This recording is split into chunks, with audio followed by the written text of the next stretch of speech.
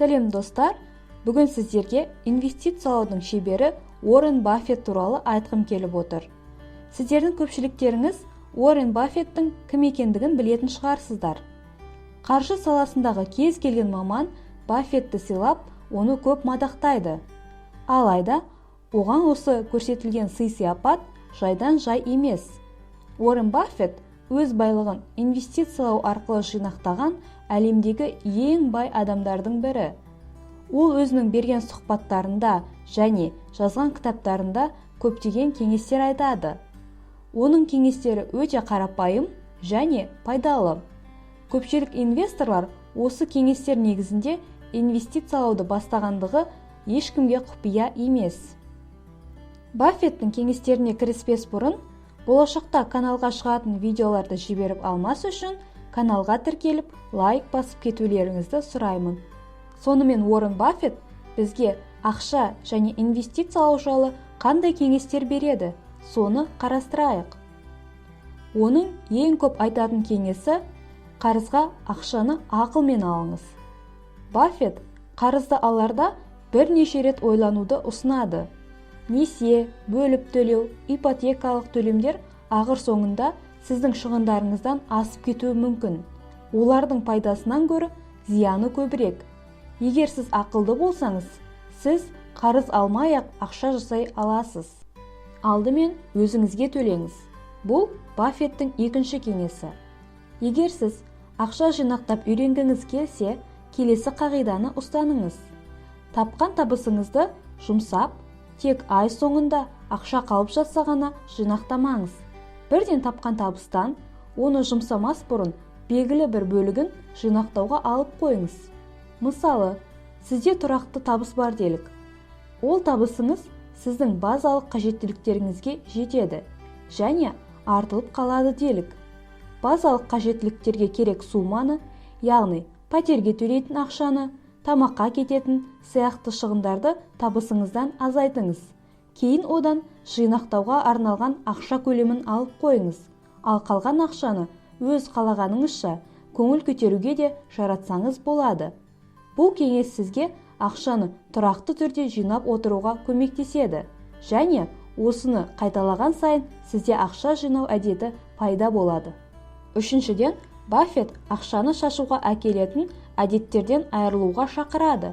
Мысалы, кеңседе жұмыс жасайтын қызметкерді қарастырайық. Сол қызметкер түскі ас кезінде кофе мен тәттіні алып ішкенді әдетке айландырған.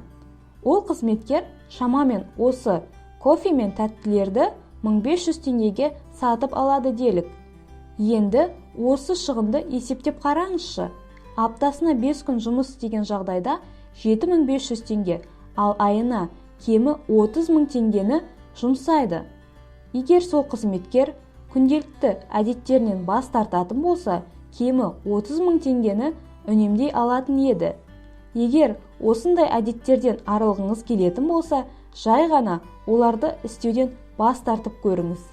Өз мақсаттарыңызды айқындап, соған қарай қызмет жасаңыз. Тиыннан теңге құралатынын естен шығармаңыз. Сонымен қатар Баффет құн мен құндылықтың екеуі бір зат емес екендігін ескертеді. Баффет өте үнемшіл және өз қажеттіліктерін орынды толықтыратын адам. Оның үнемділігі тауардың құндылығы арқылы анықталады. Уоррен Баффет Бен Грэмнің кітаптарын көп оқып, оның кеңестеріне көп құлақ асқан адам. Баффет құндылық пен құнды айыруды Бен Грэмнен үйренгендігін айтады және оны былай деп түсіндіреді. Құн – бұл тауарға төленген ақша, ал құндылық осы тауардан не алатының. Мейлі біз киім туралы, мейлі акция туралы айтайық. Мен баға ең төмен кезде сатып алуды жөн санаймын дейді Баффет. Алайда бұл барлығын арзан бағаға ала беру керек дегендігін білдірмейді. Оған қоса, құнды заттарды қымбат бағаға ала беру керек деген сөз емес. Басқаша айтсақ, қарапайым компанияны керемет бағаға сатып алғанша, керемет компанияны қарапайым бағаға сатып алған артық. Егер сіз үнемшіл болғыңыз келсе, келесі жолы тауардың құнына ғана емес, оның құндылығына да назар аударуды ұмытпаңыз. Баффет бала кезінен бастап инвестициялауды бастаған тұлға. Оның ойынша, кез келген адам инвестициялауы керек. Егер сіз аз-аздан ақшаңызды индекстік қорға 10 жыл бойы салып отырсаңыз, сіз сол кезде бірден бар ақшасын инвестициялаған адамнан көбірек ұтасыз. Баффеттің ойынша, инвестициялау өте оңай. Баффет инвестициялауды бастауда келесі кеңестерді ұсынады. Біріншіден, инвестициялау терминологиясымен танысыңыз. Екіншіден, брокерлік шот ашыңыз. Үшінші, индекстік қорды таңдап алыңыз. Ал төртіншіден, сол индекстік қордың бір бөлігін сатып алыңыз. Әрине, егер сіз инвестициялауда тәжірибесі бар адамнан кеңес алсаңыз, тіптен керемет болады. Баффеттің беретін 6-шы кеңесі ұзақ мерзімге инвестициялаңыз.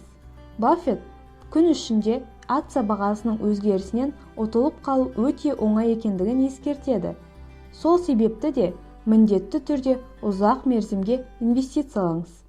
Егер сіз акцияны сатып алғаннан кейін оны өз портфеліңізде 10 жыл ұстауды жоспарламасаңыз, онда акцияны тіптен сатып алмай-ақ қойыңыз. Акция алмас бұрын соңғы жылдар капитализациясы өскен компаниялардың портфолиясын құрастырыңыз. Содан кейін барып қана сол портфолияның негізінде акцияларды сатып алуды жүзеге асырыңыз. Сонымен қатар Баффет, егер акцияны сатып алып қойсаңыз, оның күнделікті баға өзгерісін бақылауды тоқтатыңыз. Сіз солай өз денсаулығыңызды қорғайсыз. Көптеген танымал инвесторлар акцияны сатып алады да, сол акцияны сатып алғандықтары туралы біраз уақытқа естерінен шығарады. Көпшілік адамдар миллиардер емес. Сол себепті акцияға салған ақшасын бақыламай отыру қиынға соғады. Алайда, күн ішіндегі баға өзгерісіне жүйкеңізді құрту тағы да дұрыс емес. Баффеттің 7-ші кеңесі ақшаның рөлімен байланысты. Ол, ақша бұл өмірдің мәні болып табылмайды деп біледі. Әрине, бұны Баффет сияқты бай адамға айту оңай деп ойлайтын шығарсыздар. Өз интервьюында Баффет жеке ұшақпен ұшқан оған ұнайтындығын айтқанымен, бірнеше үйдің болуы ол үшін бір үлкен мәселе деп біледі. Сонымен қатар, Баффет өз өмірінде 2 негізгі құнды актив бар екендігін айтады. Ол, оның денсаулығы және оның ұзақ жылдар бойы араласып келе жатқан достары. Әрине, ақша көп мүмкіндік бергенімен, өмірде одан да басқа маңызды заттардың бар екендігін естен шығармайық. Сіздерге видео ұнады деген үміттемін. Каналға жазылып, лайк басуды ұмытпаңыздар. Сіздердің қолдауларыңыз мен үшін өте маңызды. Сау болыңыздар.